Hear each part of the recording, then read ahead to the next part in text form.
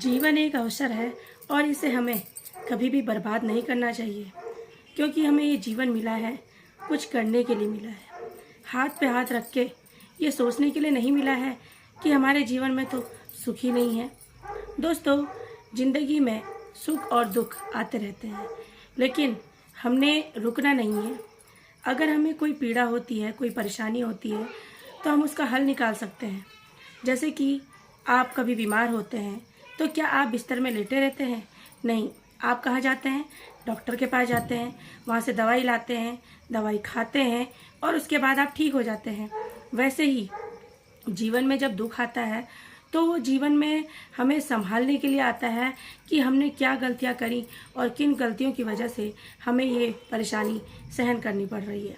और उन गलतियों से हमने सीखना है कि इन गलतियों को आगे हमने नहीं दोहराना, क्योंकि अगर दोहराते रहेंगे तो जीवन में परेशानियां तो आती रहेंगी। इसलिए अगर कुछ गलतियां कर रहे हैं तो उन गलतियों को हमने दूर करते जाना है। ऐसी एक कहानी आज आपके लिए लेकर आई हूँ।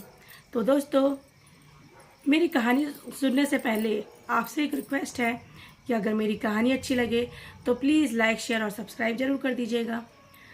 तो दोस्तों, आज मैं बहुत दिनों बाद आपके लिए एक वीडियो लेकर आई हूँ और कुछ दिनों से मेरी तबीयत ख़राब थी, इसलिए मैं वीडियो नहीं ला पाई।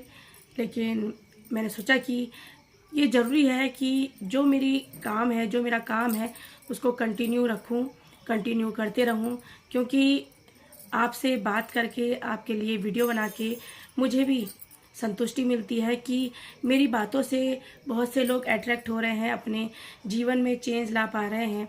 तो ये भी मेरे लिए एक बहुत बड़ी अपॉर्चुनिटी है, बहुत बड़ा अवसर है कि मैं कुछ तो कर पा रही हूँ लोगों के लिए। तो दोस्तों, एक लड़का था रोहन। रोहन की ज़िंदगी में सब कुछ था, धन दौलत शोहरत, जो उसके जीवन में होना चाहिए था सब कुछ था।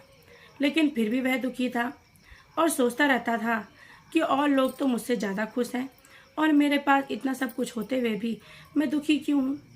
तो इसका सिंपल सा उत्तर जानने के लिए वह जंगल में निकल गया। जंगल में उसने सोचा कि बैठूंगा, अपने आप से बात करूंगा, सोचूंगा तो इसका उत्तर मिल जाएगा। तो उसने देखा कि एक बूढ़ा व्यक्ति एक घने पेड़ के नीचे सोया हुआ है और बिल्कुल उसके एक चिंता की सिकंज भी उसके चेहरे पर नहीं दिखाई दे रही थी, खुश था वो। तो वो लड़का जो था वो बूढ़े व्यक्ति के पास गया और उसने कहा लड़के ने कि बाबा, आपके चेहरे पर मुझे एक चिंता की एक भी सिकन दिखाई नहीं दे रही है, एक भी